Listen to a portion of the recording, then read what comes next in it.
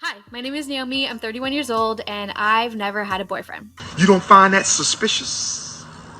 You don't find that suspicious? I always knew I wanted to be a full-time content creator and put out videos for 6 years until it finally happened. And yet with dating, I kind of expected to just sit back, live my life, and he would show up. Prince Charming would just show up at my door, or even just, again, spot me from a distance and ride up to me on a horse. What? Bro, what are you talking about, man? You can't make this shit up. You can't make this shit up. Y'all heard it.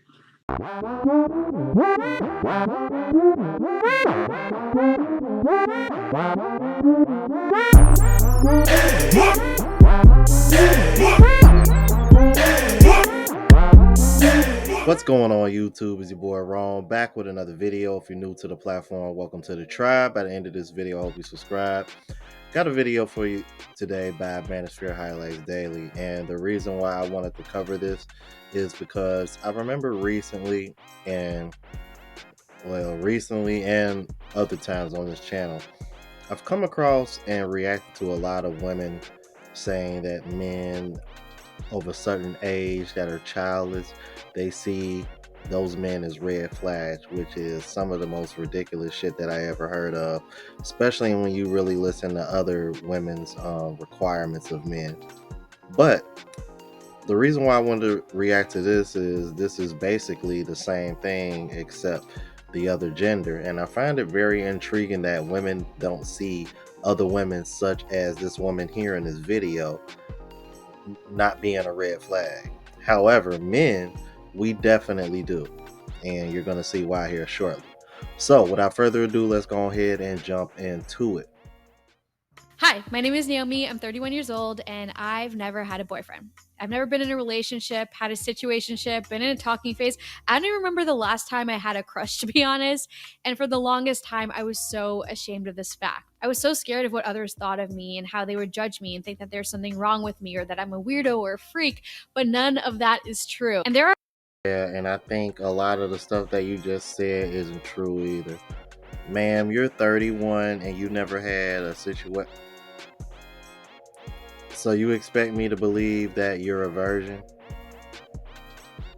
It's like, ma'am, unless you're a 31-year-old virgin, I don't want to hear any of that shit.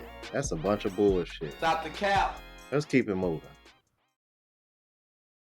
are actually thousands of us who have had the same experience, or should I say, lack of experience. I am a Christian and my faith is the most important thing in my life. It really shapes who I am, how I see the world, how I live my life, my purpose, and all of that. So definitely is at the center of dating and what I'm looking for in my future spouse. For my entire life, I truly believe that God was hiding me. It felt like he had a Harry Potter invisibility cloak that he just tossed on over me. For a long time, that did bring me comfort. I'm like, okay, God's got my love life in control. He's saving me from heartbreak and trauma and all of that. But then I recently heard a quote from a psychologist that really clicked things into place. And he said, you can have trauma from things that never happened. And I definitely feel like I have trauma from having never been pursued, never desired, seen, asked out, and all of that. I really struggle with self-esteem, self-confidence, how I see myself and my self-worth. Again, I'm sorry, you guys. I'm having a real hard time buying this.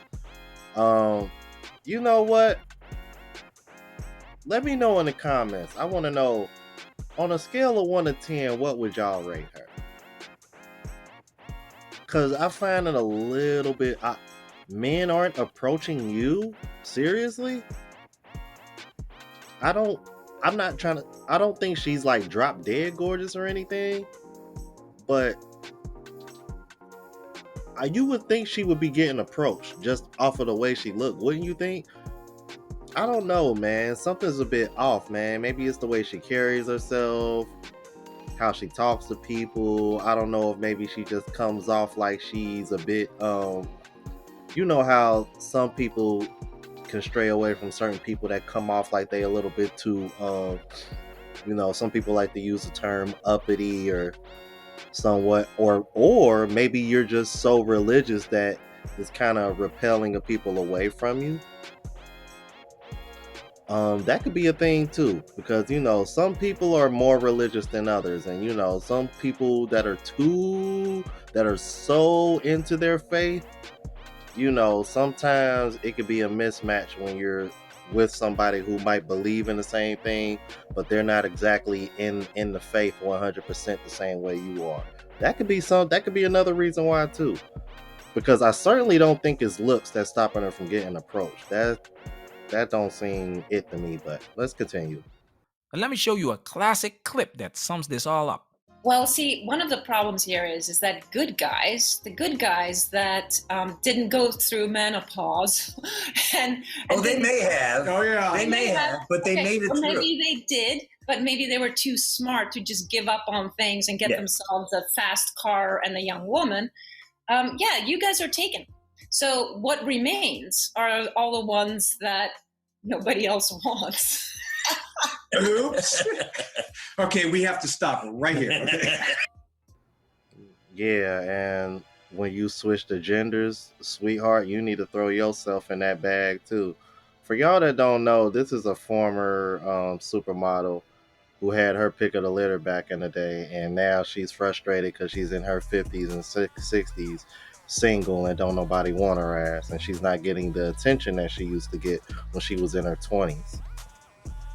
Typical over the hill. I'm upset that ain't no man giving me attention anymore, woman.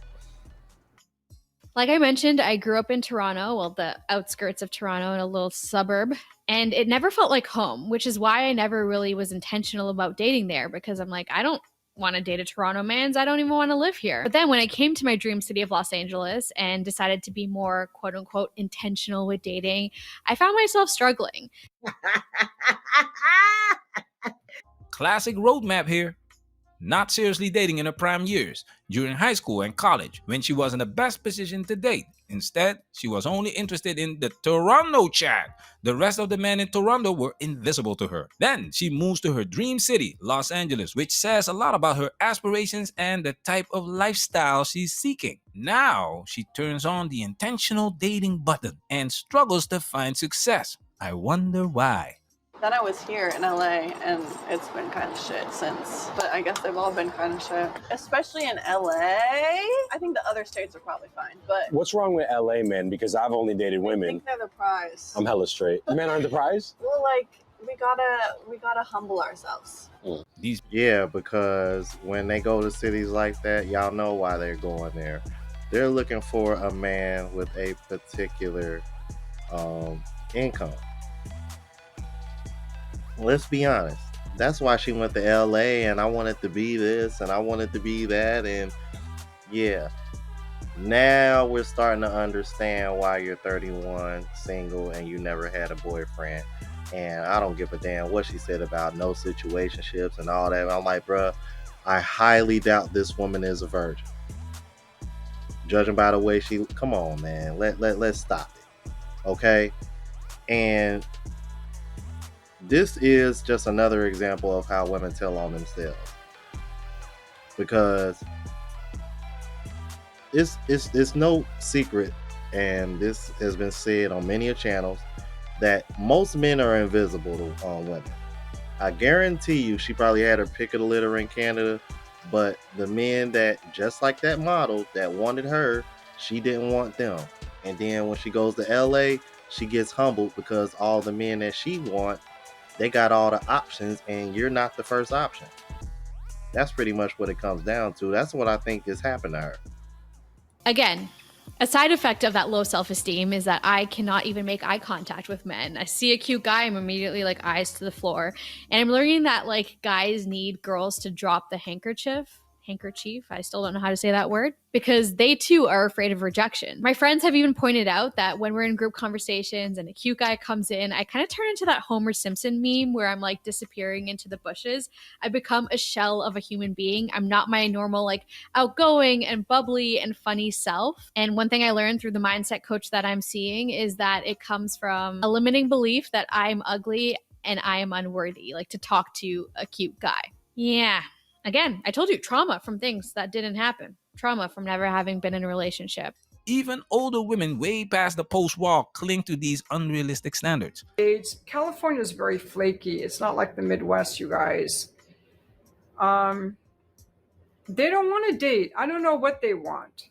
I don't know. And then if you see the comments, all these guys are like, I'm good. I don't want to deal with women. Okay, well, you don't have to if you don't want to, but I would still, I'm not looking anymore, but if I met someone in real life, These women don't want to accept that these men are out of their league. The hardest thing has definitely been that I am for sure a hopeful romantic. I know normal people say the word hopeless romantic, but I'm hopeful that God is writing the best love story and he's going to make my meet cute better than any rom-com out there. But yeah, I devour rom-coms. I love them. I live for them. I'm such a sucker for them. Yeah, I could tell you was a sucker for him the moment you said meet cute. For y'all that don't know what the term meet cute is when two people that are a love interest in a movie, they meet each other in the form of something that they share a similar interest in to some degree, or it's always some kind of something like that. If you ever seen the movie Hitch with Will Smith and Eva Mendes, good lord, that woman fine. Y'all know I love my Latina. You'll know exactly what I mean by meet cute. Let's keep it moving. So my entire life, I was kind of expecting this moment of a guy will just see me, come up to me and be like, you're the most beautiful girl on earth, and then ask me out. And of course, that's never happened. So when I moved to LA, a big wake-up call was the lack of effort that I had put in my dating life for the past 30 years. In every other aspect of my life, with friends, with my work, I always knew I had to put in effort. And I did all that I could to make those dreams a reality. But now I'm back at a place where I'm honestly living my life, working on becoming a better version of myself and healing and trusting that God's going to make it happen in his perfect timing. I actually had an experience recently that kind of reminded me that I am quite possibly on the right track. I was walking in Santa Monica on my way to Sephora and I was at a red light. Then all of a sudden I hear a voice from beside me and this dude is just like, hey, do you know where this taco place is? And I turn and I'm like, no, sorry, I'm not from this neighborhood. And then the light turns green and I start walking, but he continues to walk beside me. And then he starts a conversation, tells me things about his life, that he's a politician, that he just moved to this neighborhood also 3 months ago, asked me questions about my life, and then eventually asked for my number. And I gave it to him. I honestly was not fully attracted to this guy, but that was honestly the first time I feel like I've ever been approached in public by a stranger like that. And again, I didn't put in the effort. Like, I didn't even know he was standing beside me until he spoke. I didn't have to like make eye contact or smile or do all the things that the books were telling me. And so I feel like that was a situation that God sent to remind me that it's not all on me. Like, I do not need to strive. Yeah, but because it was a guy that you weren't all that into, look what happened. See? He was a politician. He just moved there like you. See? Oh my God. You really can't make this shit up, man. It's so, I swear sometimes it's like I think I swear I think the man above is just lobbing me softballs. Like, here you go, wrong. Go ahead and knock it out the park. Earlier, when I just told you guys about the meet cute, my Lord is gonna send me a meet. He's gonna have the perfect meet cute and da da da da da da. And here you are. You meet a politician. You didn't have to put in any effort. You know politicians make damn good money. Y'all are in the same neighborhood. Y'all both just moved there. That's a meet cute, y'all.